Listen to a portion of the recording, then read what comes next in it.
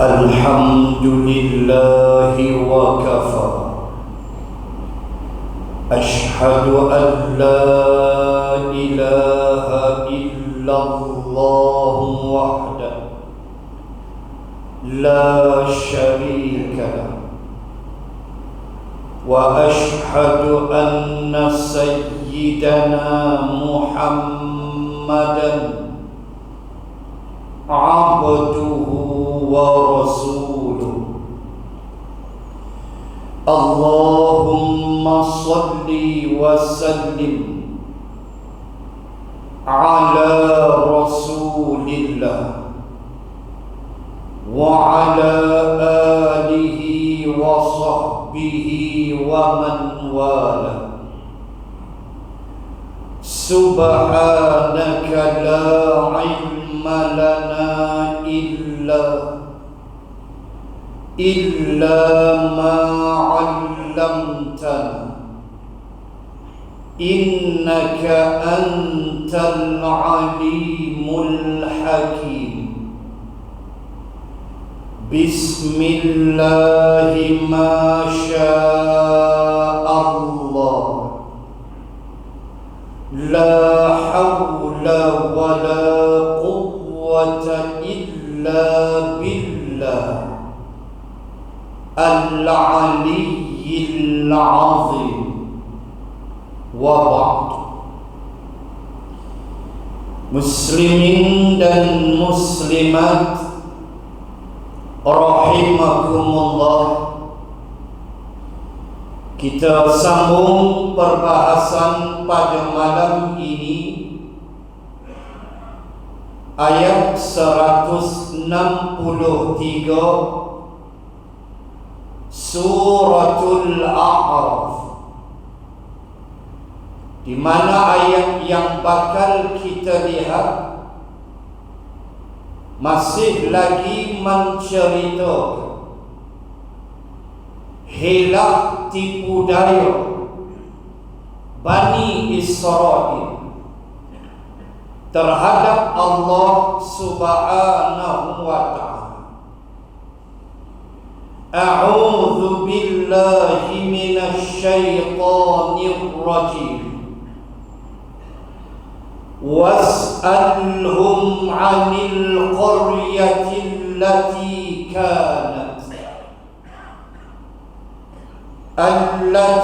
kanat hadiratal bahr إذ يعدون في السبت إذ تأتيهم حين حيتانهم يوم سبتهم شرعا ويوم لا يسبتون لا تأتيهم كذلك نبلوهم بما كانوا يفسقون صدق الله العظيم. Bulan yang telah lalu kita telah melihat penyelewengan, kejahatan, pelanggaran perintah oleh Bani Israel ketika mana mereka dipimpin setelah kematian, kewafatan Musa alaihi salam.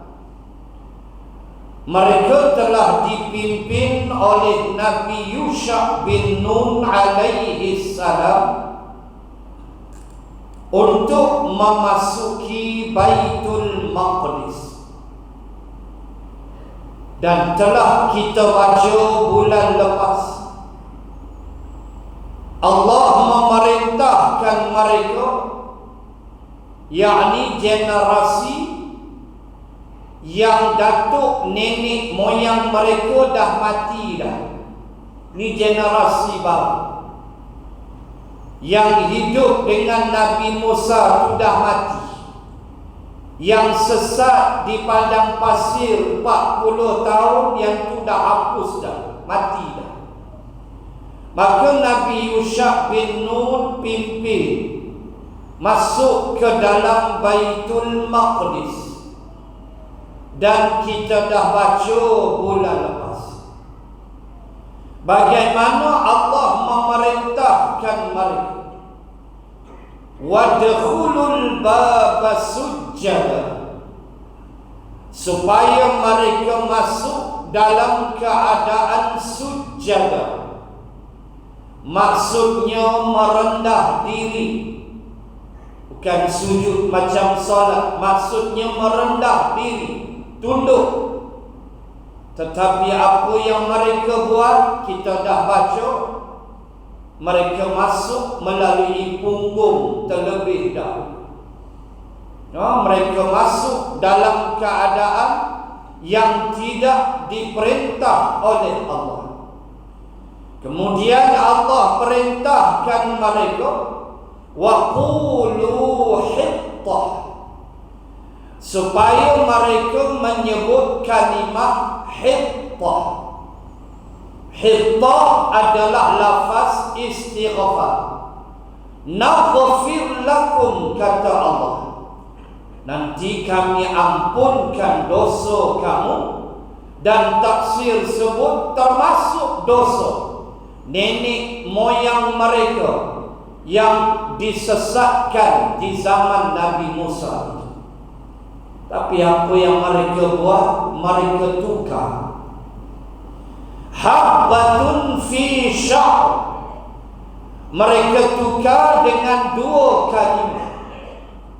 Mereka tidak sebut hittah, tapi mereka sebut habbatun fi sya'r, iaitulah biji-bijian di dalam gandum. Tapi habak yang itu. Satu riwayat Ibnu Katsir ambil, mereka tukar menjadi hintah, bukan hittah. Hintah maknanya gandum. Kami nak gandum. Dia terkedarah hari dia. Dosa tak ampun tak apa, janji makan. Itu perangai dia. Sebab itulah bila sebut bab makan apa semua ni tak mau ikut perintah Allah. Sebelum kita tengok ayat, teringat ayat 97 Al-Baqarah.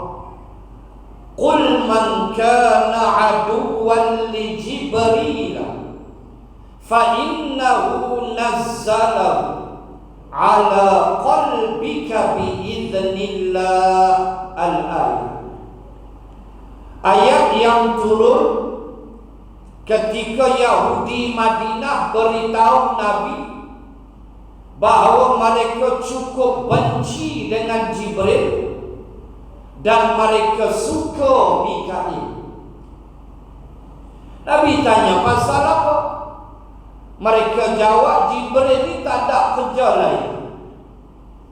Duk bawa wahyu lah, haram lah, bawa wabak, bawa bala macam-macam. Mereka duk tuduh Jibril. Tapi Mikail ni kami geng sebab rezeki. Minta kedarah kawan. Tu Allah turun ayat 97 Al-Baqarah. Dengan malaikat pun mereka bagi dua. Bayang kata Yahudi punya jahat perangai. Maka kita dah baca bulan lepas, mereka ubah kalimah dan mereka masuk dalam keadaan mengundur. Baik. Ayat 163 cerita lagi perangai mereka. Mafhum? Dan bertanyalah kepada mereka, wahai Muhammad, tentang satu, mengenai penduduk bandar yang duduknya di tepi laut. Allah suruh Nabi, fas'alhum, tanya mereka. Mereka tu siapa? Yahudi.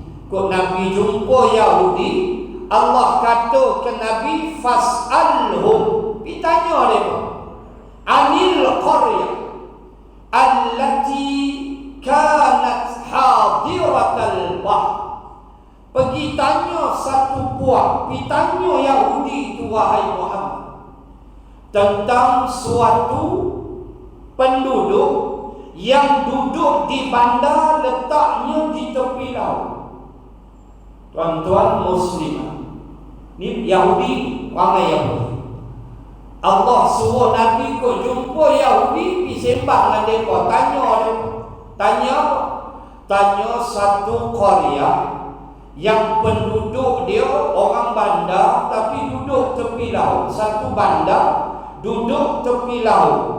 Kata Ibnu Abbas radhiyallahu anhuma, bandar itu bernama Ailah, dan bandar itu duduk tepi Laut Merah. Bandar Ailah tepi Laut Merah. Ini pandangan Ibnu Abbas radhiyallahu anhuma yang dimuatkan dalam tafsir Al-Quranul Azim karangan Ibnu Katsir. Dah nak tanya, ngikut riwayat, mereka ni hidup zaman Nabi Daud alaihi salam. Itu dalam tafsir.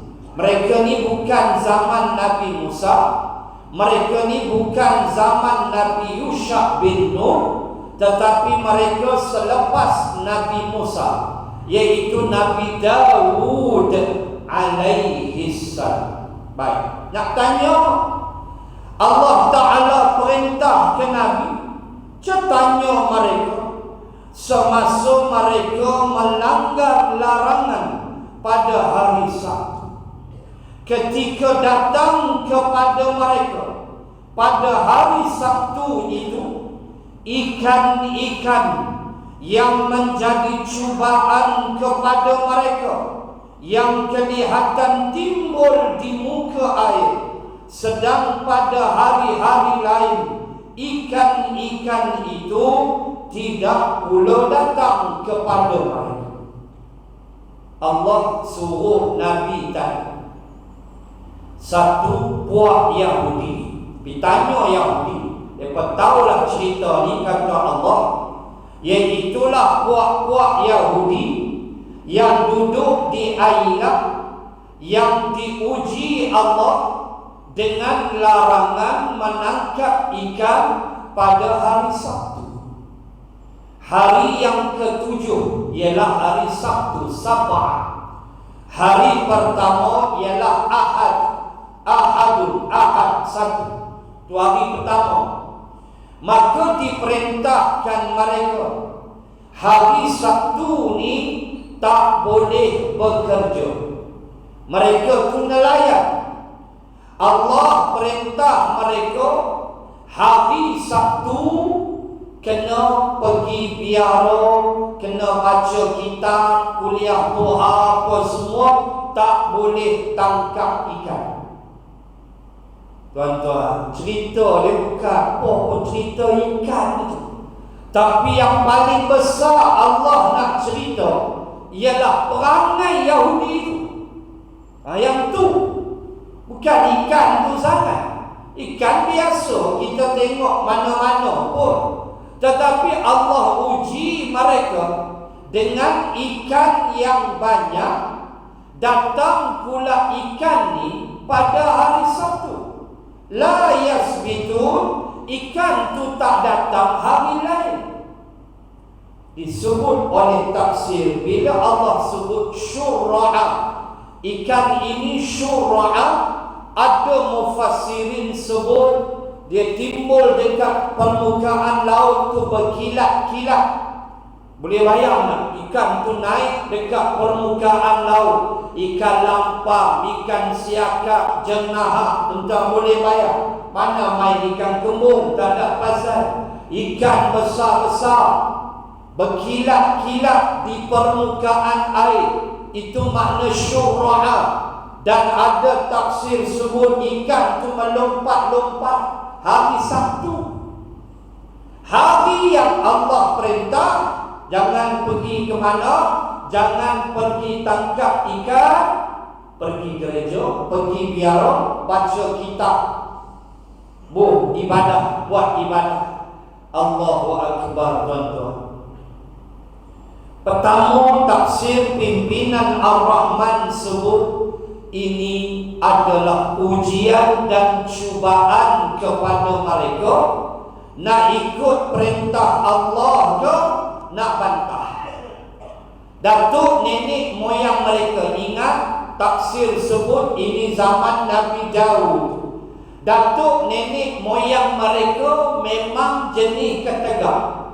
Bantah Nabi Musa, bantah Nabi Yusha bin Nun. Ni zaman Nabi Daud mengikut para mufassir. Lepas dah Nabi Musa. Maka Allah uji, kamu nak ikut perangai datuk nenek moyang kamu kah? Atau kamu nak ikut perintah aku?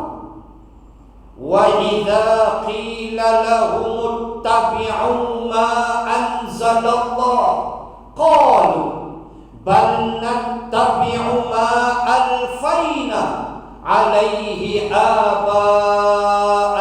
Dalam surah yang lain, Al-Baqarah juzuk 2. Dan dikatakan kepada mereka, apabila dikatakan kepada mereka, maka ikutlah apa yang diturunkan oleh Allah, yakni perintah-perintah Allah. Lalu mereka menjawab, bahkan kami akan ikut apa yang nenek moyang kami telah tinggalkan untuk kami. Kami kira hak tu lah. Dulu kini selama-lamanya tak mau ubah dah. Hak tu je lah. Contoh, tuan-tuan muslimah, tak boleh fikir lah ikut nenek moyang sampai bila-bila.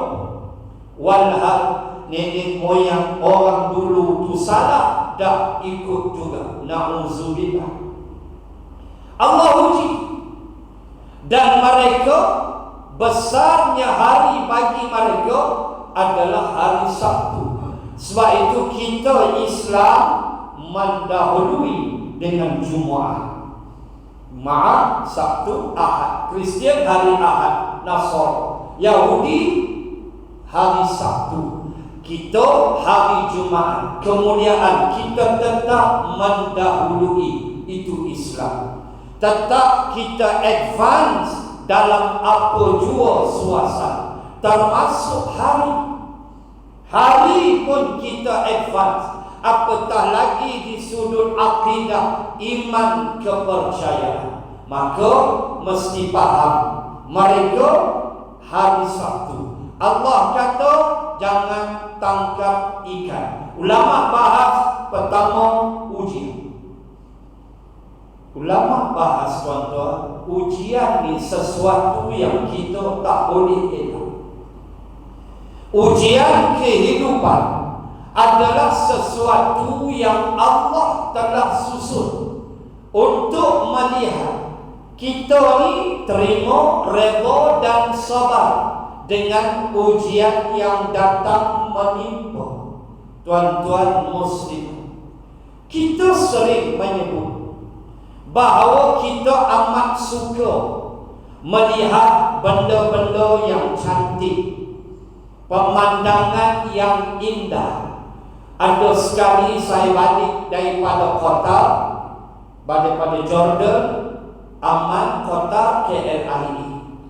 Balik daripada Jordan, kota terbang KLIA. Waktu tu bulan puasa. So kita nak buka puasa dalam kapal terbang, angkat tingkap kapal terbang tu, penutup dia tu, cover dia tu. Tengok matahari nak jatuh, punyalah cantik, subhanallah. Pemandangan yang indah. Kita pergi tempat-tempat yang cantik, tentu kita seronok. Nah, Allah Ta'ala apabila dia uji kita, tuan-tuan, antara benda yang dia minta ialah sabar. Kenapa? Sebab dalam suratul Ma'arij Allah sebut fasbir sabran jamila. Jamil, cantik. Kita kan suka yang cantik. Kita kan suka benda-benda indah. Nah, Allah ajar kita letak dalam jiwa kita satu sifat, nama dia sabar. Kerana sabar ini jamil, kata Allah. Sabar itu cantik, sabar itu indah. Kamu kena ada sifat. Walau pahit, tuan-tuan muslimin dan muslimat sekalian, Allah uji kita berbagai-bagai cara. Wa naqsim minal amwal minal khawfi wal ju'i wa naqsim minal amwal wal anfusi wath thamarat wa basyiris sabirin. Tengok Allah aja. 154 155 Al-Baqarah. Orang-orang yang bila kami uji, mereka itu diuji dengan satu musibah. Dan musibah itu Allah sebut, antaranya ialah Allah sebut dengan al-khawf, ketakutan, perasaan gerun dan takut menghadapi musuh. Ada tak perasaan tu? Ada.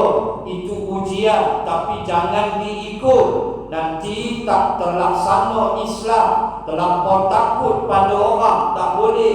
Sifat tu biasa. Minal ju', lapar, ujian kelaparan. Wa naqsim minal amwal, kekurangan harta benda. Duit tak berapa, rezeki tidak berapa cantik. Anak 15 gaji 1,000 pengsan. Anak 15 gaji 1,500 pengsan. Tapi dalam pengsan tu pun rokok dia danghil. Jangan main-main. Dalam dia lagu tu pun rokok dia danghil. Jangan cari pasal. Tak main rokok daun tembakau tu danghil. Tuan-tuan, Wanaqsim minal amwal, Allah uji dengan harta benda tak berapa harta. Ujung bulan pun jangan kata ujung bulan, nak tunggu tu ujung bulan tu nak sampai, macam menunggu langit nak runtuh punya rasa lama.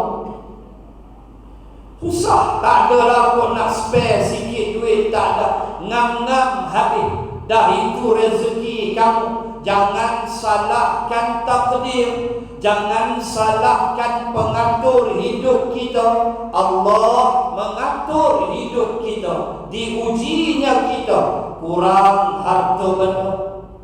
Wal anfus, kurangnya nafas, maksudnya kurang manusia, maksud dia kematian.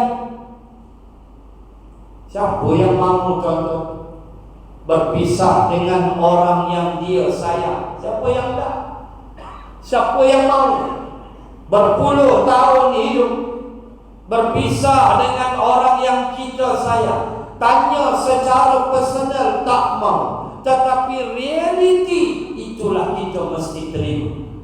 Sampai masa dia akan berlaku benda itu. Prepare, siap-siap. Perasaan kita, mental kita, prepare. Sebab the time will come. Sembang. Masa dia akan sampai. Ayah, mak, isteri, anak akan sampai masa. Tak kita dulu, isteri dulu. Tak isteri dulu, kita dulu. Sampai masa dia, kita mesti prepare. Sebab Allah mention benda ini. Wal anfus, kekurangan manusia, maknanya mati. Siapa yang dah berendam air mata?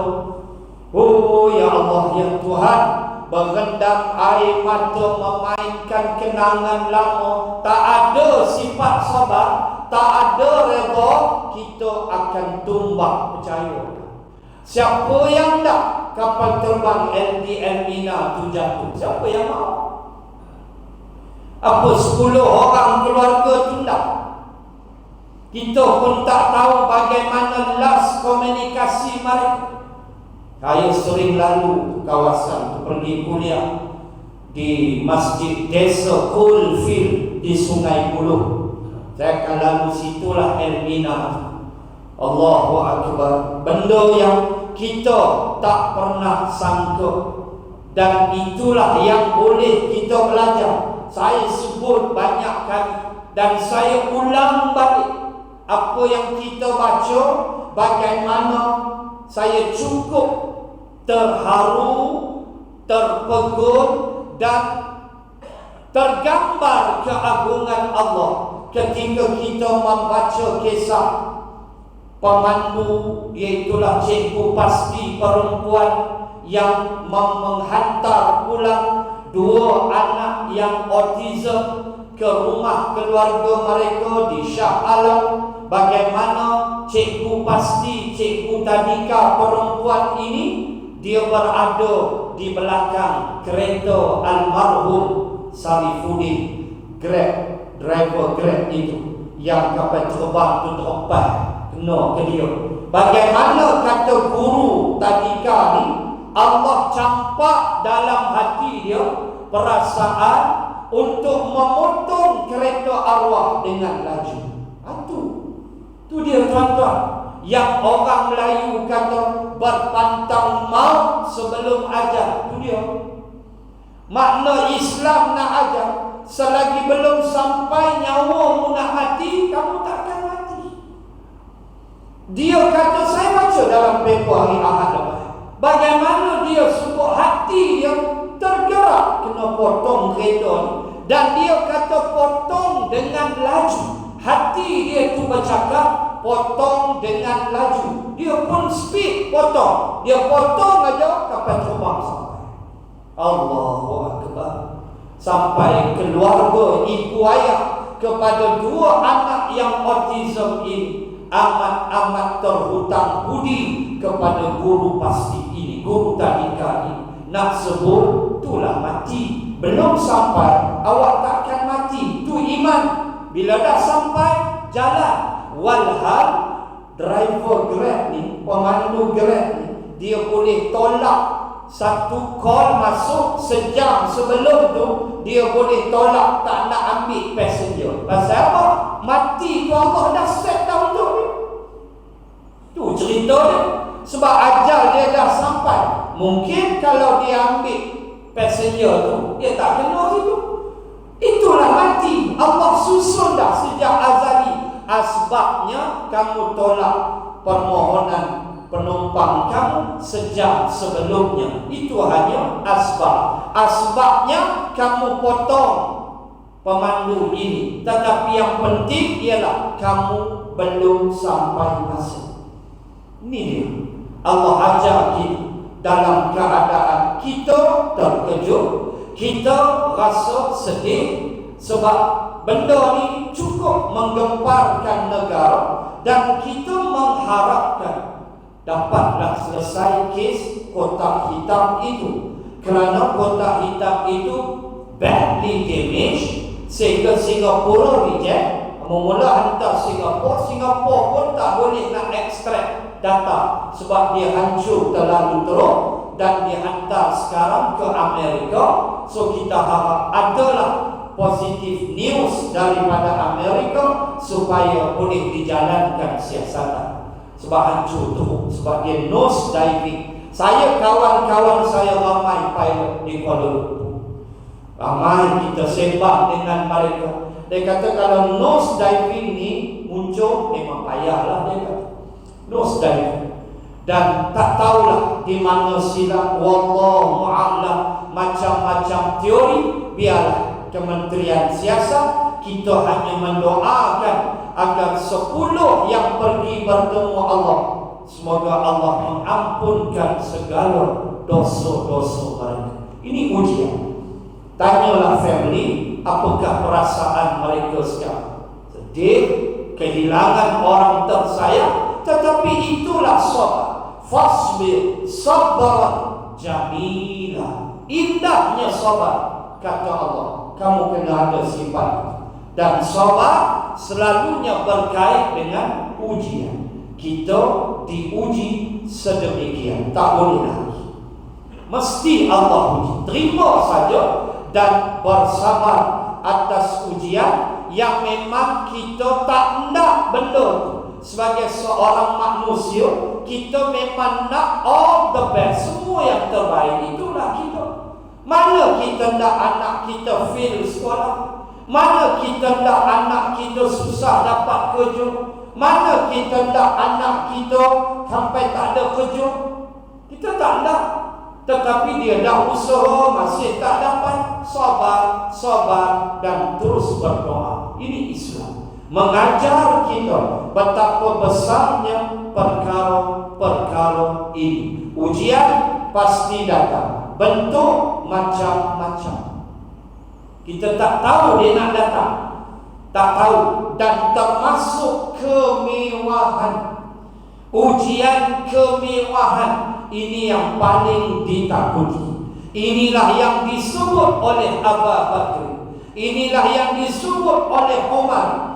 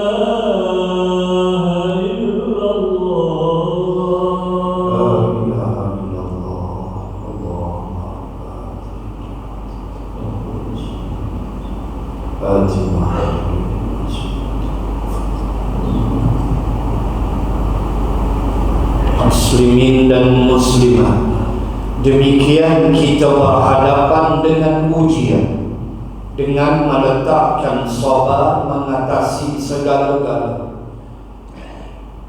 Itulah yang diucapkan oleh Aisyah radhiyallahu anha ketika jutaan tuduhan fitnah yang mengatakan dia telah berzina. Tuan-tuan boleh bayang, bukan sekadar ditujukan pada Aisyah sebenarnya, tetapi lebih kepada Nabi sallallahu alaihi wasallam. Tuduhan zina, tuan-tuan, bukan main-main. Kita kalau duduk kampung pun orang tuduh anak kita berzina, tentang boleh bayanglah perasaan kita. Tuan-tuan muslimat boleh bayang perasaan yang mempunyai tubuh Aisyah radhiyallahu anha, dan tuan-tuan muslimat boleh bayang perasaan Rasulullah yang berhijrah ke Madinah, yang menjadikan Quran dasar hidup, tiba-tiba dituduh, dimainkan dengan satu permainan yang cukup hebat yang didalami oleh munafikin Madinah, bahawa inilah keluarga Muhammad yang jahat. Tak boleh bayang Nabi macam mana perasaan.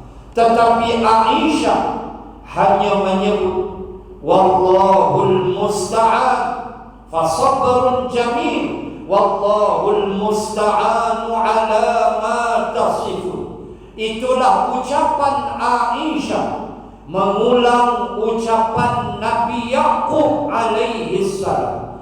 Ketika Nabi Yaqub datang anak-anak dia setelah mereka lempar Nabi Yusuf, abang-abang datang bidamin kadhib dengan membawa baju Nabi Yusuf yang telah disapu dengan darah dusta, iaitulah darah serigala, yang dikatakan Nabi Yusuf telah dimakan serigala. Apa jawapan Nabi Yaqub? Dia hanya menyebut fasabrun jamil, sabar itulah yang indah, wallahul musta'anu ala ma tasifun, dan kepada Allah aku minta pertolongan. Al-musta'an, kepada Allah aku minta tolong atas apa yang kamu sifatkan, atas apa yang kamu cerita padaku. Kamu bohong ke, kamu tak bohong ke, aku minta pada Allah. Walhal anak mereka berbohong, anak Nabi Yaqub berbohong, tetapi Nabi Yaqub pegang Allah. Itulah yang Aisyah sebut ketika Aisyah sudah kering air matanya menangis kerana memikirkan fitnah itu. Lalu Aisyah kata pada Rasulullah, wahai suami, wahai Rasul yang mulia, aku hanya mampu mengungkapkan apa yang diungkap oleh Yaqub alaihi salam. Fasabrun jamil, wallahul musta'anu ala ma tasifun. Ini dia tuan-tuan hidup. Tuan kena uji yang pertama sekali sabar. Sabar. Sebab sabar itu jamil, kata Allah. Sabar itu indah. Pedih dah hati, jangan tanya pedih. Pedih, ya, memang terasa pedih, satu macam feeling. Tapi bila kita letak Allah, kita jadi lega. Bila kita fikir Allah ni khaliq, aku ni makhluk, aku ni kena cipta, dia pencipta, maka pencipta dia nak buat apa, dia buatlah hak dia. Lega kita kan. Walaupun kita minta yang terbaik, kita tak pernah minta hak tak elok, tapi kadang-kadang datang hak yang tak berapa sedap pada jiwa kita, maka itulah ujian. Sabarlah. Dan hidup ni bukan lama.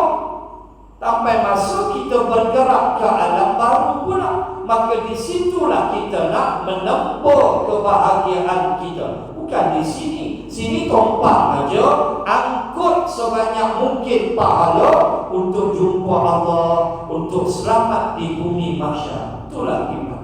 Maka sabar dengan ujian, dan Allah akan datangkan macam-macam.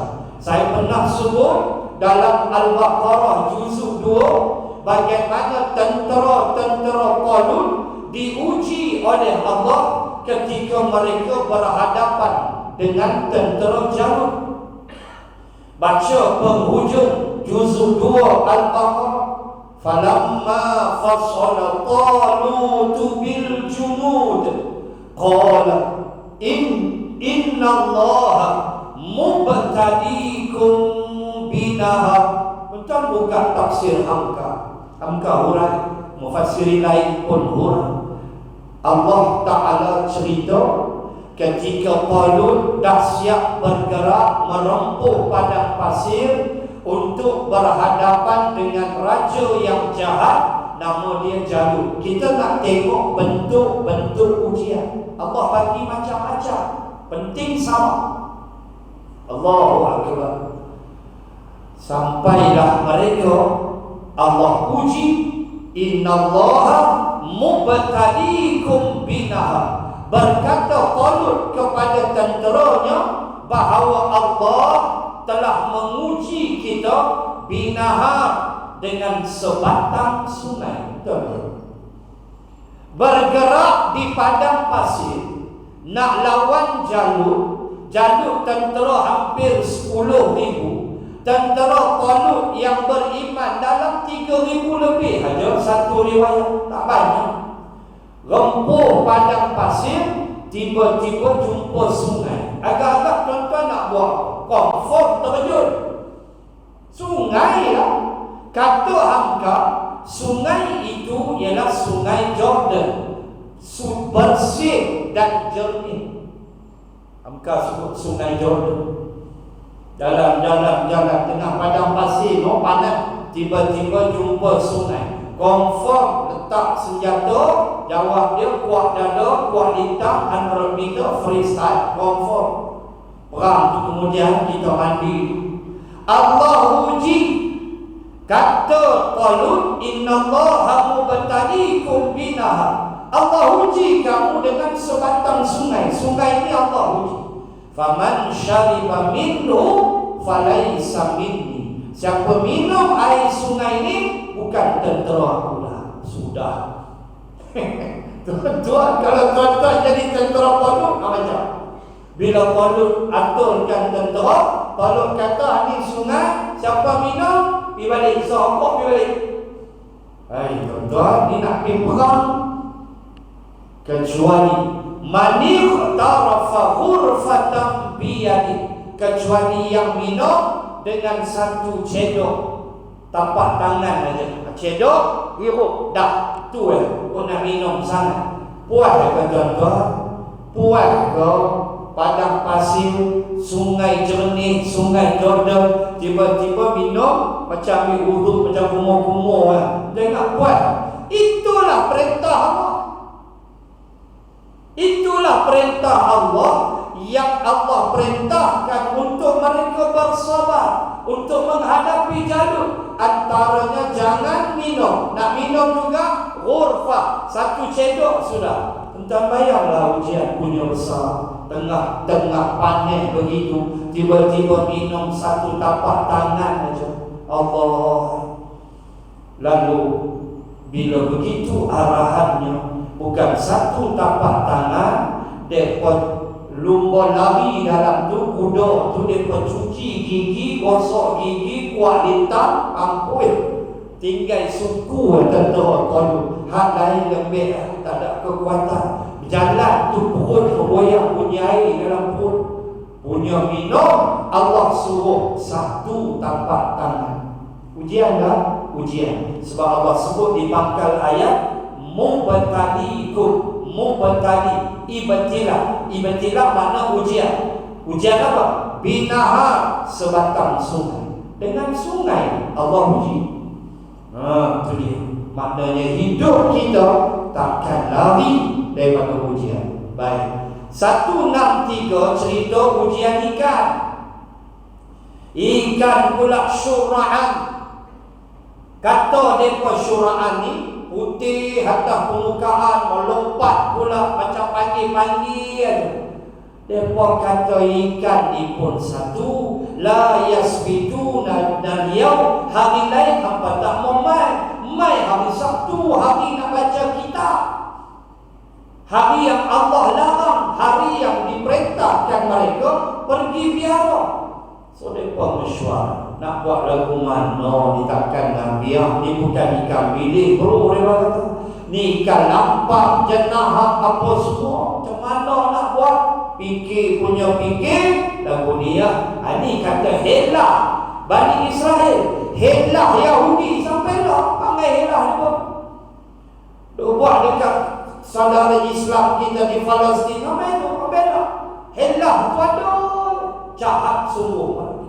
Maka mesyuarat, ambil keputusan, hari Sabtu kita kena pergi biara, baca kitab, warang. Tak boleh kerja, kena istirahat, kena mengaji. Cuma kata JKKK dia adalah ketua dia seorang, kita tahan bukan hari Jumaat. Tahan kita pasang tu hari Jumaat. Hari Sabtu ikan masuk, hari Ahad kita putih. Tak payah buruk tak mana. Hari Ahad kita putih. Kita tak pergi pun hari Sabtu. Kata mufassirin, serupalah macam pergi hari Sabtu. Tu kata lo yang buruk. Astaghfirullah. Kami bukan lawan enakmen syariah undang-undang ni, tapi kami lihat dia tidak menepati dengan perlembagaan persetujuan kepala otak. Kan dah ada orang berani kan cabar enakmen syariah. Beranilah. Terang-terang cabar enakmen syariah di negeri Kelantan. Beranilah. Sedangkan orang buat enakmen untuk jaga manusia, jangan buat perangai tak senonoh. Kita ni orang Islam. Kalau berani pula nak bantah pengajian hadis 40 di sekolah, kita habaq teruskan, kita sokong. Benda baik kita sokong, no problem. Tak betul kita habaq tak betul. Hak betul jalan. Tak ada hal. Apa yang kamu nak kacau, bukan nak ajar non-Muslim hadis 40 untuk orang Islam, kanak-kanak pelajar-pelajar Islam sahaja. Apa yang kamu nak marah? Oh, ini against the constitution, ini tidak menepati perlembagaan. Apa barang pun? Lakum dinukum waliyadin, dah duduk di dia. Kita tak pernah ganggu pun. Jangan jadikan benda ini satu polemik yang boleh menghancurkan perpaduan umat, perpaduan kaum di Malaysia. Islam ada izzah. Bahkan telah dijawab oleh ahli parlimen Pasir Mas bahawa sesungguhnya ia menepati perlembagaan Malaysia. Tak salah, boleh. Boleh ajar, tak ada salah. Tapi ajar pada orang Islam. Kenapa yang nak kecoh-kecoh tu? Oh, betul lah. Benda ni satu benda yang kita kena katakan bahawa jangan ganggu, jangan kacau. Islam ajar masing-masing punya kepercayaan dan tak apa. Kami orang Islam, hadis 40 dia seorang mengaji hadis. Bukan ada hadis dalam hadis 40 tu kan mengaji ni. Khatamlah kita pun hadis 40. Bukan ada cerita yang karut, semua ucapan Nabi. Dan kita ni orang Islam. Tetapi demikianlah apabila naik kepala, itulah dia. Apabila seolah-olah melihat kita ni tak ada nilai, maka semua nak dibantah. Jangan. Kita nak beritahu ia hak orang Islam yang mesti difahami, dan orang-orang bukan Islam mesti menghormatinya.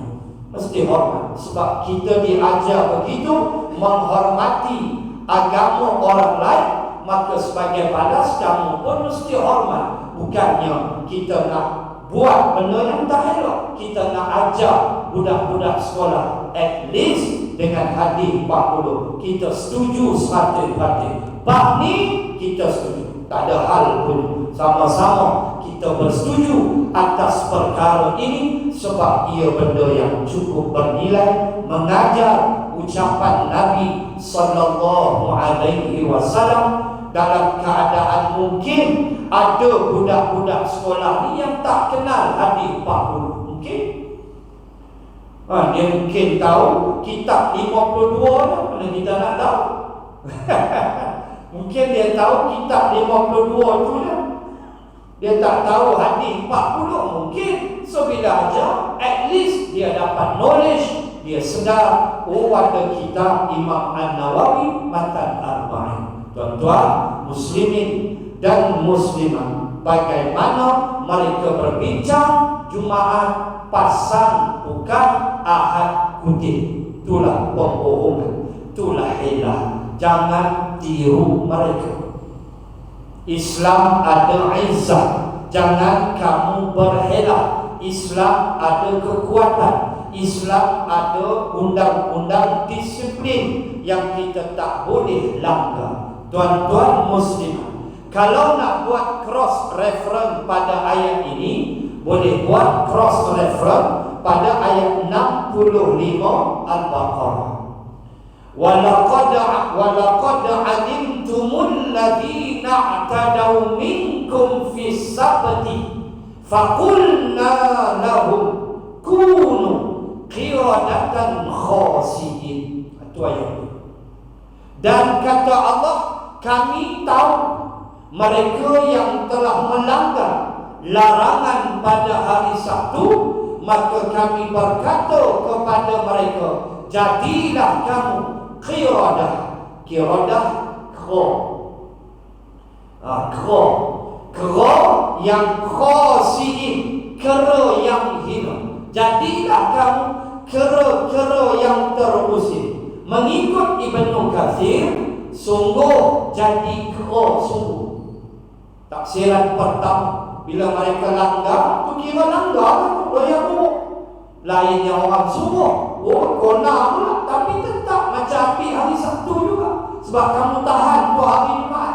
Kalau kamu tahan hari Ahad, cerita lain. Ni tahan hari Jumaat, ambil hari Ahad, serupa tahan Sabtu lah. Maka Allah kata, aku tahu buat-buat ni. Maka aku berfirman, jadilah kamu kera-kera yang terusir. Makanya tafsir pertama menyebut berubah mereka menjadi kera, kata Ibnu Katsir, selama 3 hari. 3 hari jadi kera, lepas tu mati semua. Wallahu a'lam. Tafsir pertama ialah jadi kera sungguh. Allah boleh buat tak? Boleh. Sebab Allah Tuhan yang Maha Gagah. Tafsir yang kedua, perangai kera. Kera tahulah perangai. Kera pokok cermai tersebut. Kera tahu je lah perangai. Kera jahat, loncat sana, loncat sini. Tu yang datang peribahasa Melayu, bagai kera kena belajar. Aku tu dia lompat tu lah. Kita bagi pisang elok, dia start kita jadi kera. Kalau pergi Taif, lagi banyak kera di Taif. Kalau pergi Taif, kera punyalah banyak. Tetapi saya cukup kagum, tahun lepas bulan 9 saya pergi Taif, bagaimana di pasar buah di Taif, seorang Bangladesh, Bangla yang jaga tu, dia balut dengan selotip pisang tu. Kemudian kera tu banyak. Datang satu kera, bapak kera datang. So pisang ni dia campak dekat bapak kera yang telah diselotip. Lalu bapak kera ni ambil, dia buka selotip tu dulu, tuan-tuan, yang kata kera ni. Buka selotip tu buang, baru dia kopek. Kera berhenti.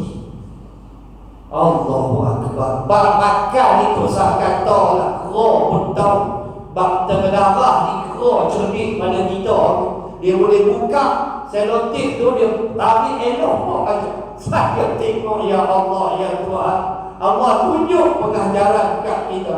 Bak makan ni jangan kata apa, binatang pun berhenti. Cuma saya kagum, lepas dia makan dia tak isap rokok. Yang tu saya kagum. Yang tu saya kagum. Saya tunggu pun ini isap rokok. Tak ada. Oh tak ada. Subhanallah, tuan-tuan hebat. Yang kata makan. Maka binatang kera. Maka kata Ibnu Katsir, tafsir kedua, perangai kera. Dua-dua boleh terima.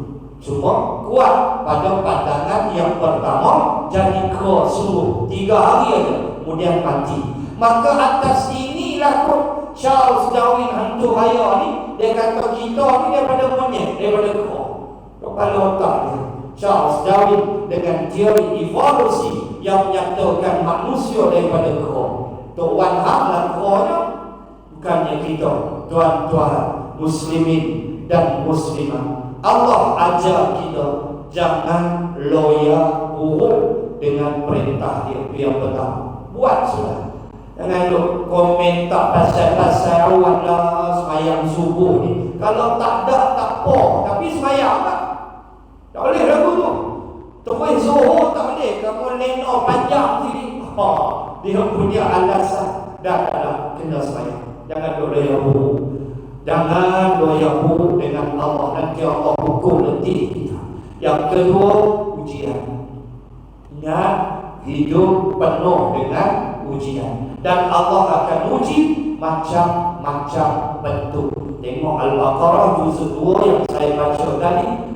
Bagaimana Allah menguji kita dengan berbagai-bagai cara. Dan hujungnya, wabashiris sabirin, berilah kabar gembira kepada orang yang bersabar bila aku uji mereka. Sabar itu yang penting. Nangis-nangislah atas kematian, tidak dilarang, tetapi sabar menjadikan kita redha atas apa yang Allah tentukan. Dan ingat, hidup kita ada undang-undang, ada peraturan yang mesti kita patuh. Jangan goyah buruk, tolak peraturan Allah Subhanahu wa ta'ala, nanti dilaknat seperti Yahudi Bani Israel ini. InsyaAllah bulan depan kita akan sambung ayat 164. Semoga Allah menjadikan kita orang yang terus bersabar bila diuji oleh Allah Subhanahu wa ta'ala. Bismillahirrahmanirrahim. Alhamdulillahi rabbil alamin. Assalatu wassalamu ala rasulillah wa ala alihi wa sahbihi ajma'in. Allahumma zidna ilman warzuqna fahman. Allahumma rzuqna fahman nabiyyin wa hifzal mursalin. Allahumma ij'al jam'ana hadha jam'an marhuma wa tafarruqana min ba'di tafarruqan ma'suma. Rabbana atina fid dunya hasanah wa fil akhirati hasanah wa qina adzaban nar. Wa sallallahu ala rasulillah wa ala alihi wa sahbihi wa baraka wa sallam. Walhamdulillahi rabbil alamin. Subhanakallahumma wa bihamdika, asyhadu an la ilaha illa ant, wa nastaghfiruka wa natubu ilaik. Wallahu a'lam. Assalamu alaikum warahmatullahi wabarakatuh.